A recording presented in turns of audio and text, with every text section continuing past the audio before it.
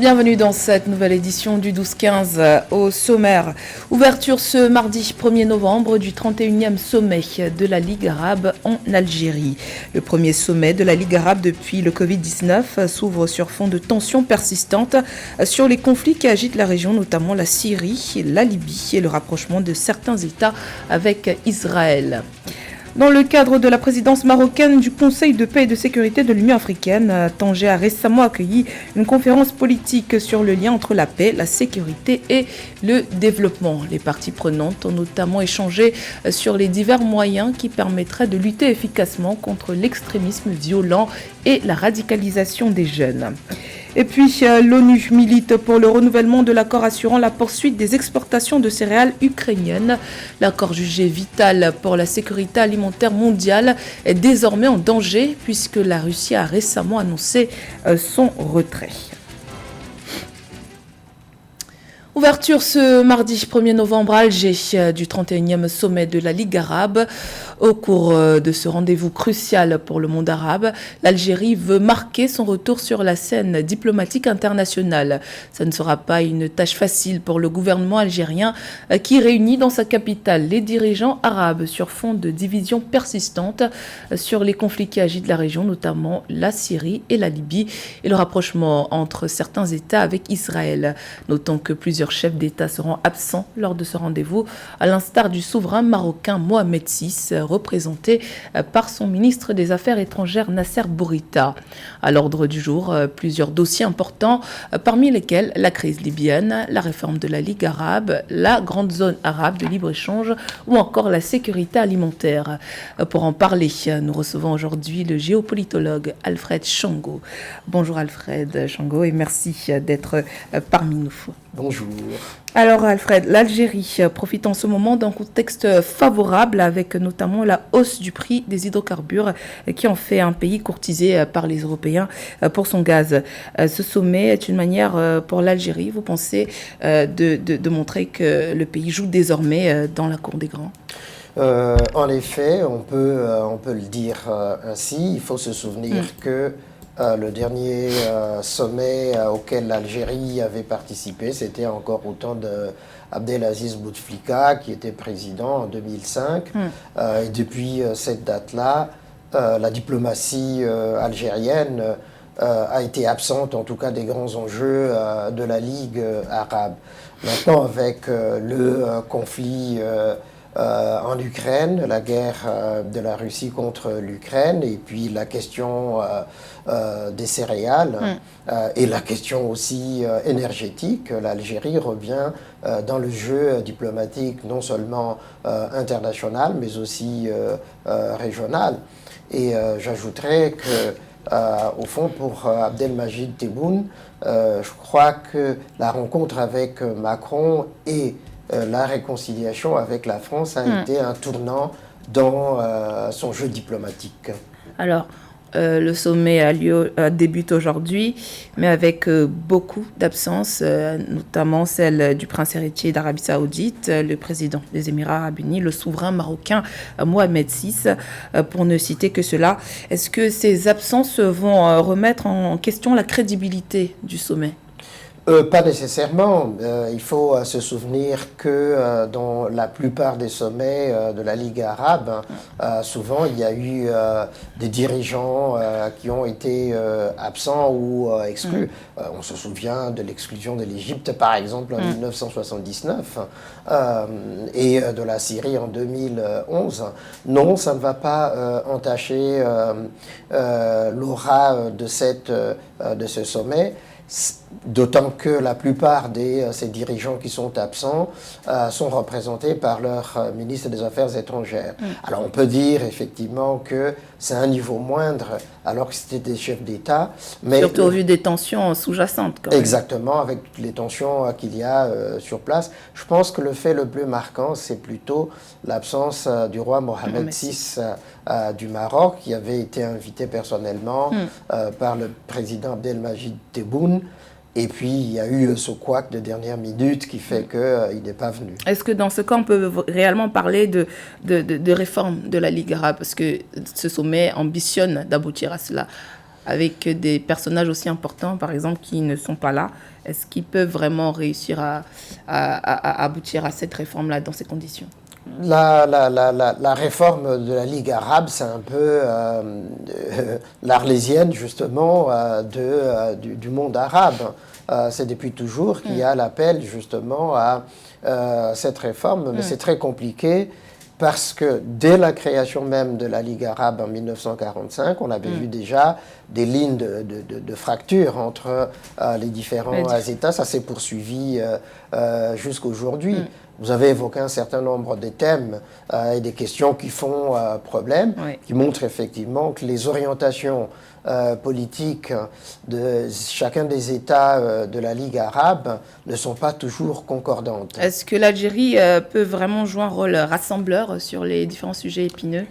C'est très compliqué pour l'Algérie parce que l'Algérie met le curseur, l'accent, bien trop souvent sur la question israélo-palestinienne. Or, pour beaucoup de pays de la Ligue arabe, un certain nombre d'entre eux se sont réconciliés avec Israël. Notamment le Maroc. Notamment le Maroc. Et ça s'ajoute déjà au conflit sur le Sahara occidental. Absolument, et donc c'est très compliqué. Et de toute façon, les pays qui sont absents aujourd'hui, l'Arabie saoudite et consorts, sont des pays qui se sont rapprochés avec Israël autour d'un certain nombre d'autres problématiques qui ne sont pas abordées par la Ligue arabe. Est-ce que dans ce cas, on peut oublier un peu la réintégration de la Syrie? Parce que l'Arabie saoudite est totalement opposée à cela. Est-ce que l'Algérie peut parvenir à l'obtenir? Je crois que c'est une question que l'Algérie a mis de côté parce que, alors diplomatiquement, on nous dit que c'est à la demande de la Syrie elle-même, la Syrie qui est parmi les pays fondateurs de la Ligue arabe. L'Algérie a mis en sourdine cette proposition. Alors, qu'est-ce que vous pensez que l'Algérie peut tirer concrètement de cette rencontre?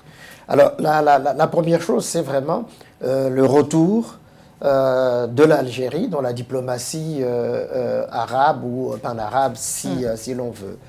Et en interne, pour Abdelmajid Tebboune, c'est aussi un signal très fort qui montre effectivement qu'il est en train de sortir de l'ombre d'Abdelaziz Bouteflika. Et que celui qui a les rênes, justement, du pouvoir maintenant en Algérie, et donc il s'installe, et il est un interlocuteur incontournable, en tout cas, dans la configuration internationale actuelle. Et sur la question du gaz?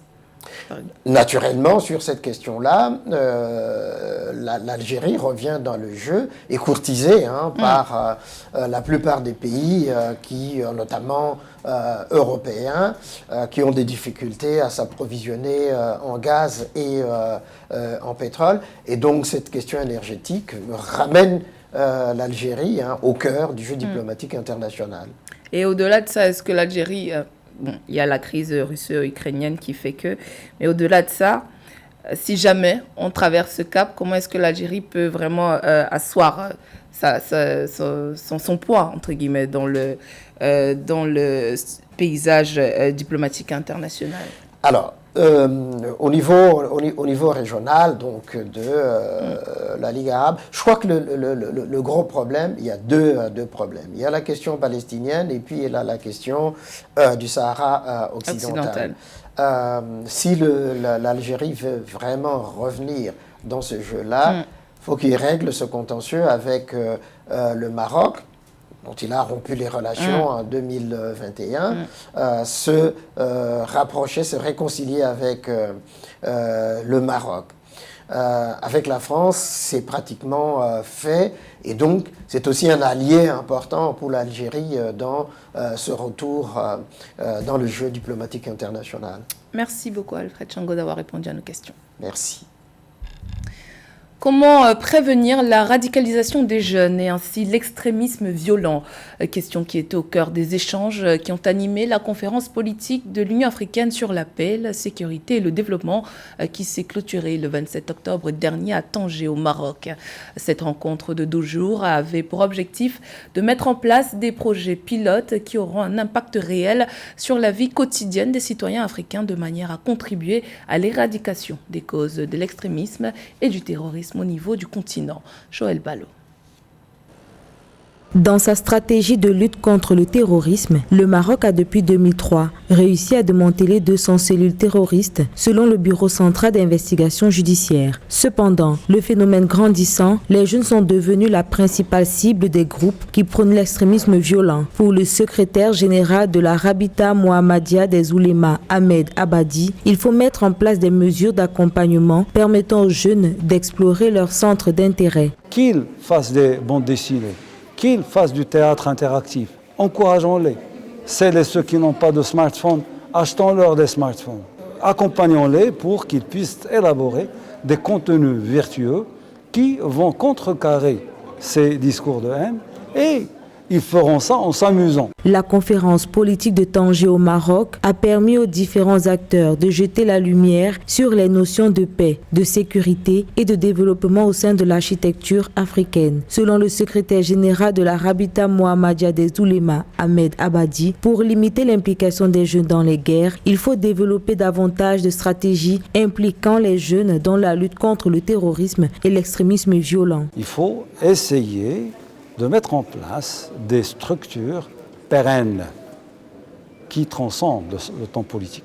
C'est justement ce que le Royaume du Maroc a réussi à faire.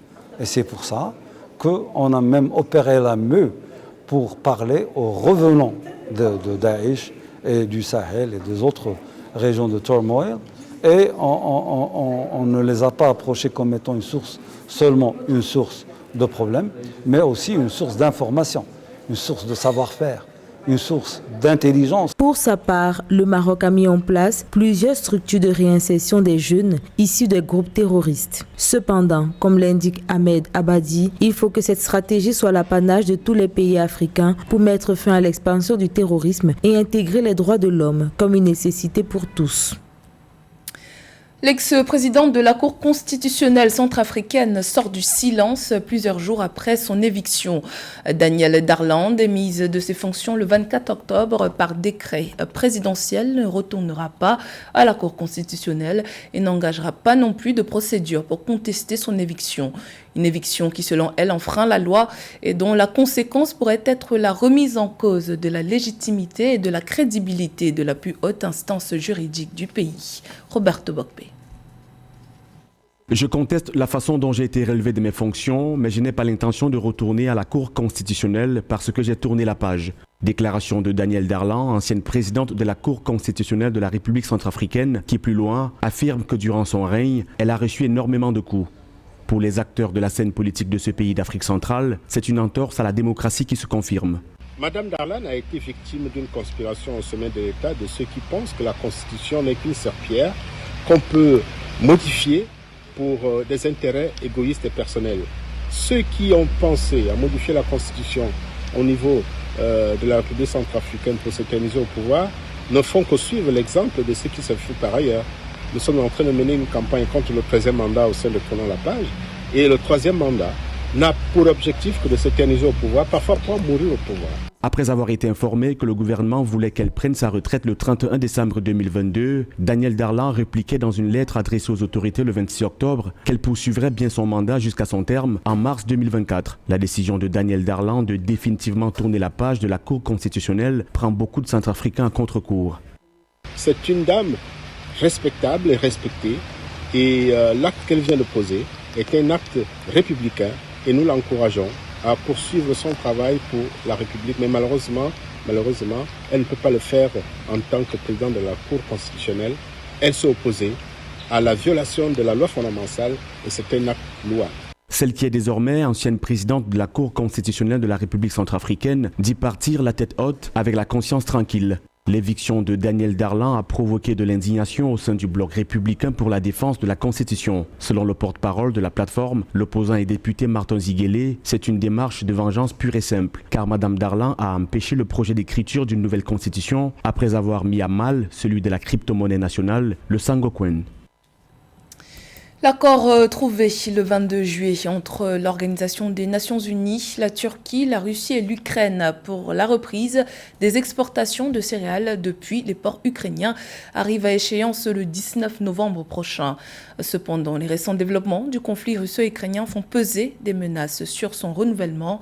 Samedi 29 octobre, la Russie a en effet annoncé son retrait de l'accord sur les exportations de céréales ukrainiennes. Un accord jugé vital selon l'ONU pour la sécurité alimentaire mondiale. Son non-renouvellement pourrait aggraver la flambée des prix des aliments de base en Afrique. Eugène Schéma.